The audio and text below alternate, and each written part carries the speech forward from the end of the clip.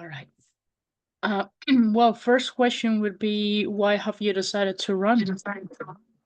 So I think for me, honestly, it wasn't an easy decision because I know politics, right? My background and career in training candidates, managing campaigns, and doing social advocacy for over 15 years. I came back home. My hometown is Fontana. And I Yeah, realized that all the things that I had worked on in my entire career, helping others shape policy, being in the room, and seeing that coming back home, nothing had changed, that leaders had not done much to protect our immigrant communities, that Fontana was growing so fast, but not in the best way, right? With yeah, overdevelopment of warehouses and just seeing that people were not happy. And it hurt my heart because I'm like, I'm back home for a reason. All these things that I've done in my entire life should not go in vain. You know what I mean? yeah, And I sat there, I thought about it. I tried to call a couple of elected officials that I would think would have considered running for mayor. And I knew, as somebody who's done campaigns for a long time, that if anybody was going to take on an incumbent of that magnitude, like Aquanetta Warren, who's been there for 16 years as mayor, who's been in city council, who's built a power with the GOP, who has built power with, developers, who has yeah, all the money in the universe to do anything she would like. I knew that that person had to start early and had to start as soon as possible, building a grassroots movement that is more powerful than money, right? yeah, And so when I sat there and I thought about it, I prayed about it, and all of a sudden, folks started seeing, my efforts that I'd done to protect street vendors. They had seen my efforts that I've done to protect the environment. And somebody asked me, Jaws, why don't you run for mayor? And I was like, I thought about it. It's not going to be easy. And the next thing you know, they post about it. They're like, we have this girl who may want to run for mayor. Let's all support her. The next thing you know, they're sharing like my LinkedIn. The next thing you know, I'm hosting my first meet and greet in July of last year. yeah, And I told myself after this meet and greet, I'll decide. And then after that meet and greet, I met some incredible people that till this day are not only big supporters of my campaign, but they're instrumental to the movement. And I said, okay, it's now or never. This is I call it the end game, kind of like the Avengers. Like this yeah, is the end game. Let's do it. Let's with everything that we got. And it's not going to be easy. And I'm not perfect. I'm not going to sit there and say that I know how to manage government because I don't think people who go into political office go in knowing what the job is going to be like until you're in that job. But I am hoping that the community understands that I'm doing this not only to basically break our own curse, right? Of like having the same person for over 16 years, yeah, but to open the door for the next generation, right? Like, I want to run on term limits. I don't think anybody should be there for more than 2 terms. I want people to aspire to lead their community. And so I'm doing this as a grassroots, social aspect campaign that is about day-to-day services for constituents, that their lights are working, that the streets are fixed, that the trash is being picked up on time, that, you know, that people get that the city is working for its people, not the other way around, right? yeah, And that's all I want. With that comes also making people feel safe. Our immigrant community needs to feel safe, and that comes with community relationship.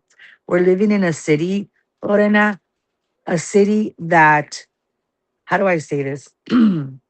That is being kidnapped. We can't talk about anything. We can't discuss anything. We yeah, can't post anything. We can't even ask questions. And I get it. That's just like, if it's me and somebody's attacking me personally on my social media, I'm not going to let, the team suffer mental health issues because they're seeing people attack me because I'm running for office. But the city government page is a city government page. And it's completely different from private citizens, from people running for office.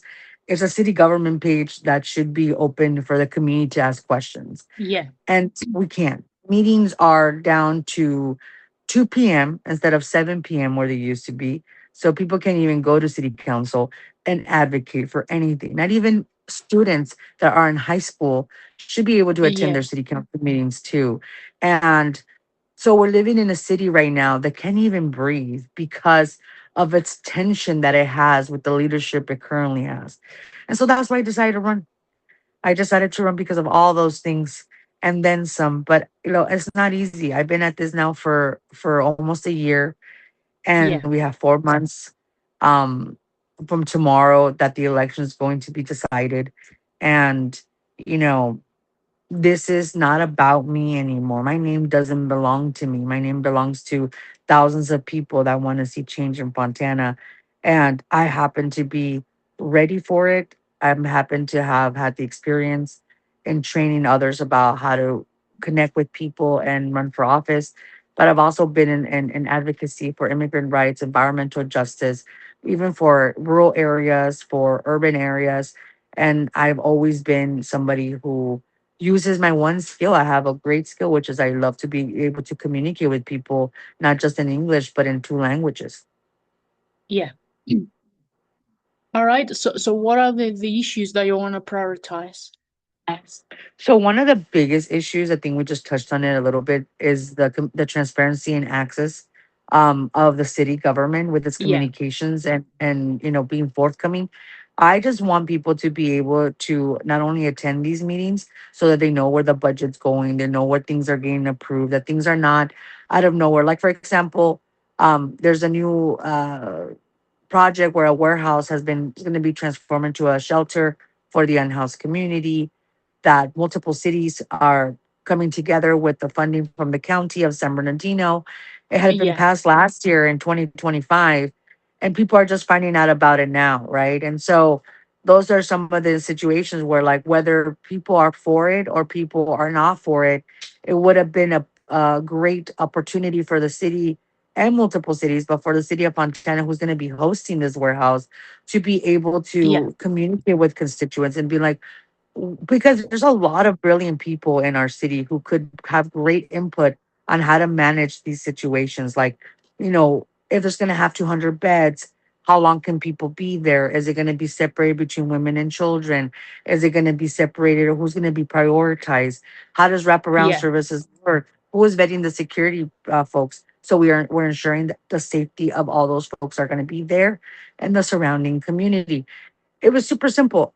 And I would have hoped that the access to communicate, the access of transparency, the access of people for information before things happen would have been present, right? So that's one of the things I'm going to tackle right off the bat is moving the meetings back to 7 p.m. to 6 p.m. or 7 p.m. so that folks who work can attend, and also have dinner with their family and still make the meetings. And additionally, I want to be able to have like real time translation for so many other projects and areas. People have the audio where like it translates automatically whatever's being Yeah. said in the meeting in real time. We should be able to have that. Last time I went to the city council meeting, somebody spoke in Spanish. Not only did they not have audio translation for anybody in the audience who didn't understand Spanish, but they were translated in computer format so that you would read it in small font on the screen instead of actually translating the way it legally should be Yeah. translated. And I'm like, for a population of Latinos in Fontana, not knowing whether everybody speaks Spanish or not, we should always just be prepared. The same way with the Sikh community, with folks who are the part of the API community, people who speak all these different languages should be able, and they live here, they should be able to, access their city hall information Yeah. in all those languages. Which brings me to the interesting point about how they're charging have to be charging about $9,000 almost to be able to do candidate statement on the voter guide. And it's all because it has to be translated in Spanish. And I'm thinking about how that should just be a right of people to be able to get their voter guide in the language that they want, because that's just the way it Yeah. should be. But instead they're like, we're gonna make cities pay $8,000 to $9,000 so that they can put their candidate statement so that we can print it so that we can send it. Well, where are our tax money going? Where's all this? Like, where's this budget? Again, there's no transparency, right? So Yeah. that's just one. Another is, a lot of folks have come and told me, well, Jaws, you cannot just like you cannot erase all these warehouses that are here. And I'm like, no, I understand, but there could be a moratorium so we can stop the development of more warehouses for now, especially when we have so many empty warehouses in the Yeah. city. Like I mean, if we're gonna build these, like this, where's the plan? Like what jobs are we attracting? Because it would be great to have engineering jobs where we're building plane parts or one, especially having Ontario International Airport so close by. Or, Yeah. I was thinking, and I mean, people think this is a grandiose idea, but these warehouses can be used as stage for shows from like movies like Hollywood, right? Like we can make some of these into places where Yeah. people can build stages so that they can make shows and all that stuff. And then those are union jobs that we can provide, and also artistic jobs that we can attract young people to stay, people to actually invest and move into Fontana, especially now that a lot of folks have invested in Fontana financially by buying Yeah. property that is a little bit expensive. um, we're seeing that there's no jobs. So they're still commuting to Los Angeles. They're still commuting to Orange County. They're still commuting to different places because the jobs here are not paying as much as they should. People here that work here cannot afford to be first time home buyers. So that's another thing that brings me to my third point. So I want to ensure that first time home buyers get the first bids for the properties that they're trying to buy, because we're seeing a lot of corporations and management companies come into towns and overbid Yeah. cash on hand these first time home buyers. And that is devastating. That is something that I feel um, is not only disgusting, but also it unmotivates people to want to invest and they decide to just rent. And that's another thing, like renting right now. I mean, people are being price gouged, $4,000 to $5,000 a month. That's a mortgage payment for many. And then you have Yeah. to prove that you make three times as much. You have to have the most perfect credit score in the whole universe. And I mean, it's hard. It's hard. And then you Yeah. think about it. That's you have to have two to three breadwinners. So now even these homes are multi-generational homes. There's no such thing as a single home buyer anymore. So there's a disbalance.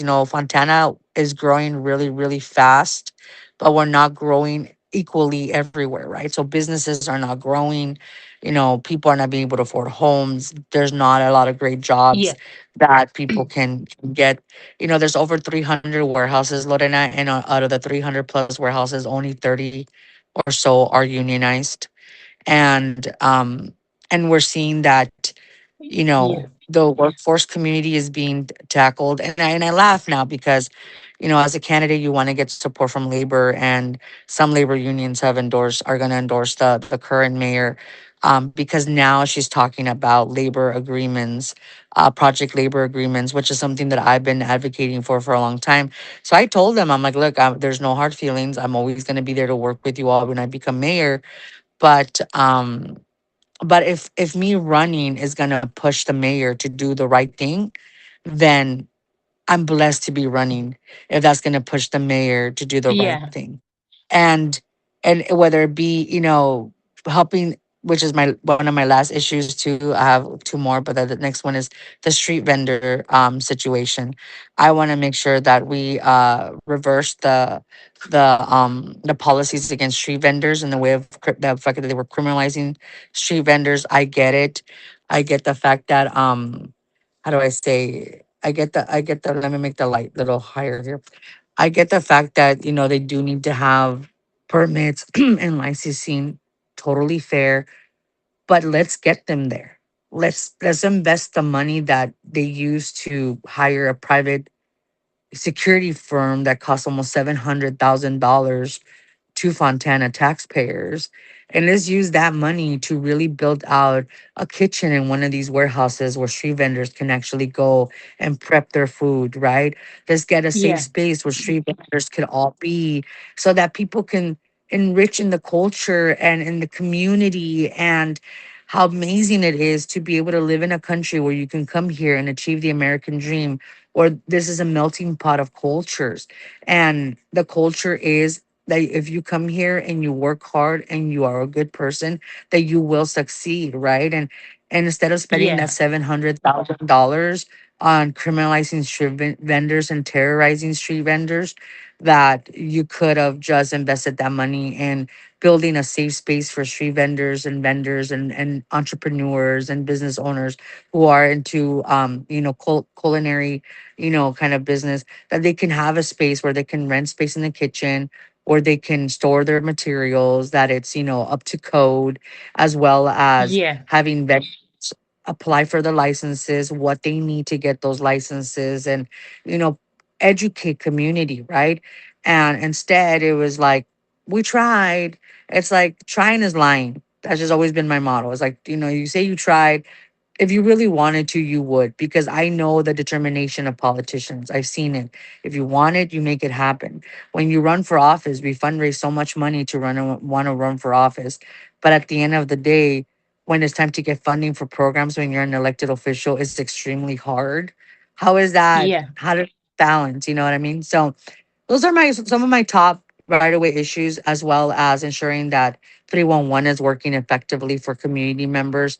I know there's a lot of constituents that have come and talked to me about the fact that they want graffiti removed from their walls, from especially in schools. So I want to work with the school district to ensure that we're getting those things taken care of.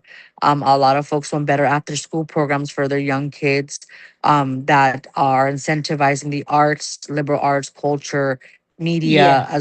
as technical careers, whether they be iron workers or steel workers, or they're electricians, or they're having jobs with Edison, right? So there's a lot of things that the community has come to me, and that's why I love about the fact that I started the campaigning a little bit of a year ago, because it has allowed me. I had my ideas, like this is what I wanted to focus on, but if I Yeah. hadn't stepped in and talked to people, I would have seen directly the impact that, the lack of a lot of these opportunities in the city have affected our community.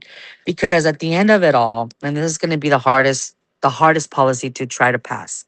But it's something that I want people to think about. I do know that Fontana is very moderate. They don't really think about they don't really think about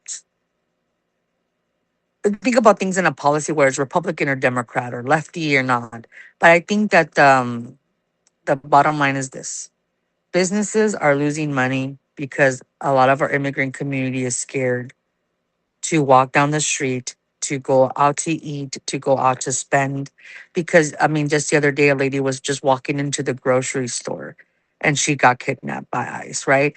Just the other day, people were at the gas station and they're just getting targeted, right? And so the economy is very, very much being affected locally.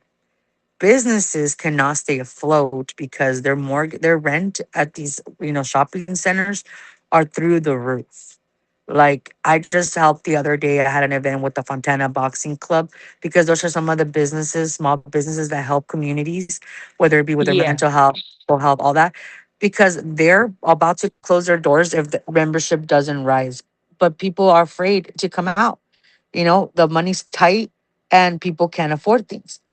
Small businesses like restaurants can't stay afloat because either it's quality of their food or paying the rent on their building, right? Yeah. So, but it's because people are not going out anymore. If you can order it now from Amazon, you can order delivery from Instacart, you can order all these things, work from home, you're just not going to go out.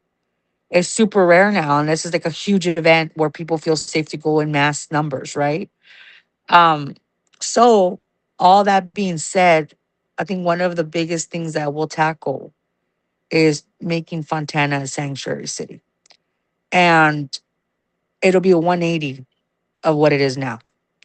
And a lot of folks that I have talked to, elected officials in Fontana, have said to me that um, when they've asked the city to think about making Fontana a sanctuary city, that they've said, we don't want to do that because um, will be a target of ICE if we become a sanctuary city.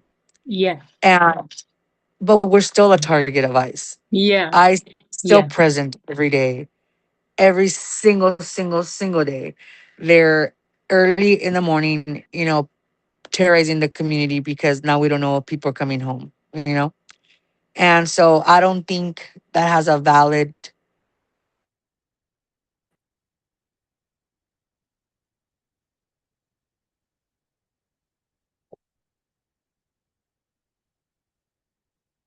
it went away for a second. Give me 1 second. There we are. Oh, I okay. think it's like they're trying to, not let me say these things, but um I think that this is gonna be the hardest battle to really take on and ensure that Fontana is a safe city for everyone. That is what sanctuary city means to me. It's a public Yeah. safety issue. It is for the safety of our communities of all backgrounds.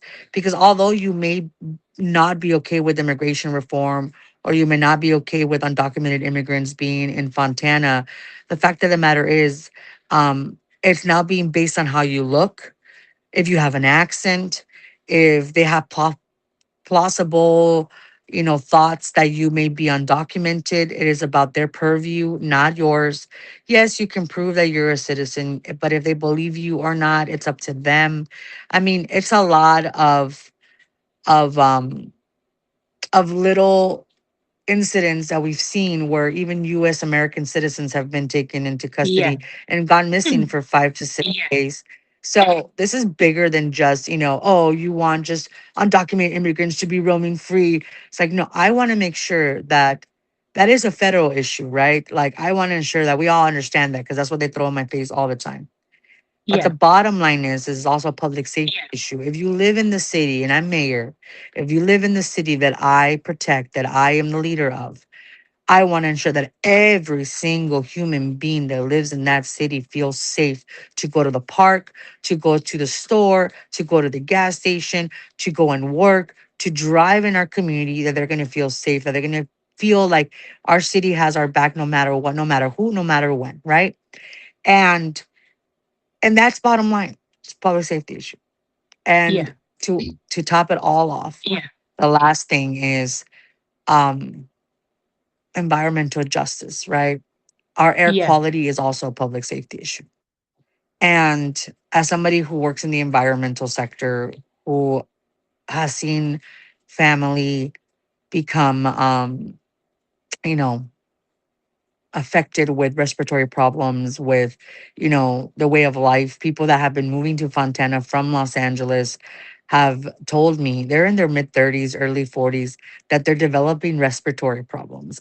And the fascinating part of it too is that now again that I'm running a lot of it, oh, San Bernardino County, Fontana is known as one of the cleanest cities now, and all these things. And people have told me, well, Joss, the Santana winds blow away the pollution. And I'm just sitting there like, how do I tell folks that this has been embedded and rooted in our daily lives? They just the air quality just doesn't go away overnight. You know, the air has no Yeah. borders. Whether Fontana be okay one day, Ontario is right there, Rancho's right there. So all that to say is that I um I have a lot on my plate, but my number one goal is that people believe that it takes time to undo, to redo, and to uphold, integrity, right? And so uh it's gonna take a lot of work. People tell me we need somebody with experience in there. It's like, sorry, like that just hasn't worked for us. People with experience have taken advantage of us. And people are telling me that other folks are trying to run. I'm like, it's a democracy. Anybody that wants to run should run. But to win an election, you have to not just want to run, you're going to have to do the work. And the work is building a coalition of community where people see you, hear you, but also you see people and you hear them. And Yeah. that's what this campaign has been all about this whole time. And I'm not here to tell somebody not to run, but I'm here to say we have a real opportunity right now to win this election if it's just me and her. taking it to November.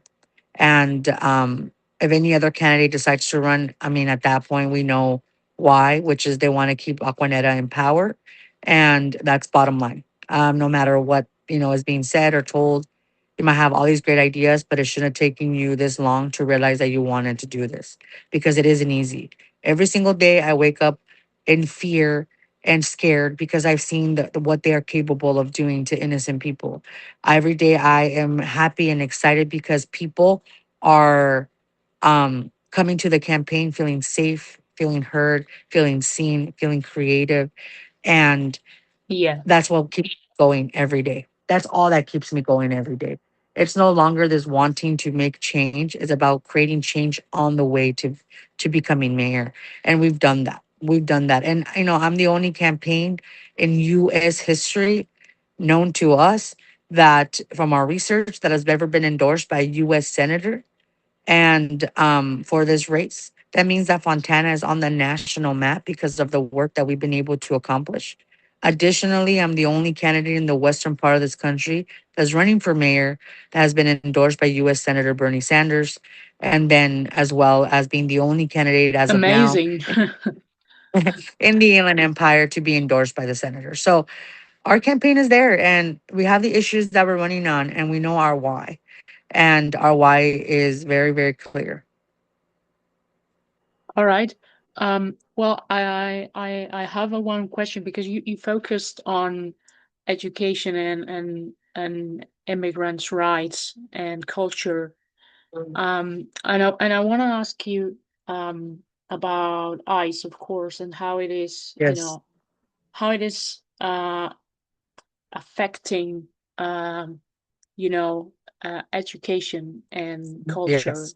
there in Fontana. So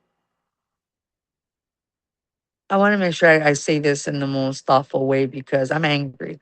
You know, I am angry that kids have to go to school in fear that they might not know that their parents are going to be coming home.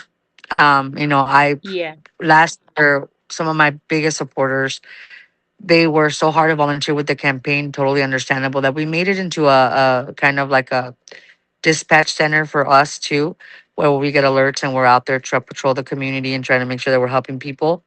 But as best we can, right? Because we have other people that are doing it, but people have come to the campaign with help. But a man had just dropped off his kids at school. He went to a walk in the park and they just took him. He had his, temporary protection, to be here. He had the right paperwork. They threw away his paperwork. And now his son, who was going to college, was in fear, had to be step up to be a breadwinner for the family. So now he can't go to school anymore.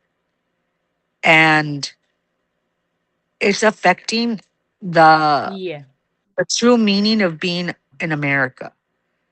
In America, you can go to El Salvador, Mexico, Guatemala, Canada, and you're from some other place, you're not going to automatically become Mexican.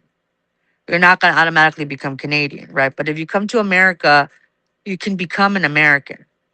Like that is what the yeah, beauty of America has always been. That you come to this country, that you work hard, that you do the right thing, and you are able to succeed. One out of every five business is owned by an undocumented immigrant or an immigrant. And because we're creators and innovators. And I say we, I'm a daughter of immigrants. And my parents came here, they sacrificed being with their family. Back in the 70s, it was much easier than it is now, apparently. But if it weren't for my parents coming here, I would have never known all the possibilities that I can do. But I also know that's the purpose. And I hate seeing students come to me crying, young people crying, because this is the world that we're leaving for them. The next generation yeah, is fighting for their lives. My campaign has about 20 to 30 young volunteers from high school graduates to high school seniors to college freshmen who are from Fontana, all of them, who either went off to college, came back because they're seeing that there's somebody fighting for their hometown and they want to join the fight. And when I see them, Lorena, how impressive they are, how amazing they are, I want to help them build the Fontana that they want to live in, where they want to come back after studying, after having their families, Yeah. and they want to come back home. That they're here. I also want to help the school district thrive in a way where the city and the school district work together to ensure that there's funding for programs. Now that I'm running, all of a sudden the mayor found this foundation out of nowhere and is giving away money for programs and for schools, and it's all these things. And it's like, you didn't have to wait until I decided to run to do these things. Like, these things should have always been done no matter what. Like, kids should have good uniforms for their band program. We should have more funding for arts and culture in all these schools. I remember when I was in Yeah. high school, I was on the debate team, and that nobody ever gave us money. We were always carpooling and everything. But I understood that, we had to fundraise and we had to do all these things. And my goal is that now, if and when I become mayor and I work together with the school district, and I know there'll be a new superintendent of schools there, I want to ensure that we're thought partners and that we're growing our the next generation of leaders to want to stay here and to want to thrive and work here. So it's a two-way street. They build the brilliant minds and they foster community and they foster education in a way that empowers the next generation. And I work Yeah. so hard to ensure that there's jobs for that generation, whether they want to be entrepreneurs, whether they want to be, you know, um educators, they want to be doctors or whatnot. I mean, we have Kaiser Hospital in Fontana as that's most where a lot of us get our care from. I want to ensure that we have a hospital campus where not only are we educating the next generation of healthcare professionals and first responders, but also we are empowering this culture that we are a hub for a future. And Yeah. ICE is not helping that, not only here in Fontana, is not helping that anywhere in the country. The fact that every single day, instead of just getting one day ahead on our career, on our education, on our business, on our this, we're literally fighting to stay home, to be able to stay safe, to be able to have the basic needs that we have. And fighting to survive. Yeah, sometimes, we see people still going to the mall, still going to places, still going to this, still going to that. People have the right to live their lives. We shouldn't be angry about that. But same as there's 10 people having a good time, there's 20 people that are scared. What's happening around the Yeah. world, from here to Palestine to our the children in Gaza, the little girls in Iran, um who didn't get to see tomorrow. Um, all those things are connected, because we're all human beings and we're all here at the same time in this planet, in this earth. And Yeah. when suffering like that happens, even though it's not here personally right in front of you, it is existing at the same time that you exist, that you and I exist.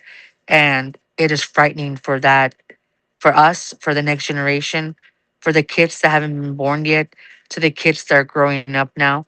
And, a lot of the reasons that I got involved in politics in the first place was because I, s- I seen the face of people when they've seen terror, when they've seen gun violence. I've I've experienced seeing so many mass shootings in America, in schools, in Yeah. dance clubs against marginalized communities. I've seen that people in Congress and in Senate and local state legislature not do enough to protect us. And so when people ask me, just to kind of put a whole circle back to the first question as to why I decided to run, I'm tired of fighting, Lorena. I'm tired of fighting for the basic rights that we deserve. I'm tired of fighting for people to do the right thing.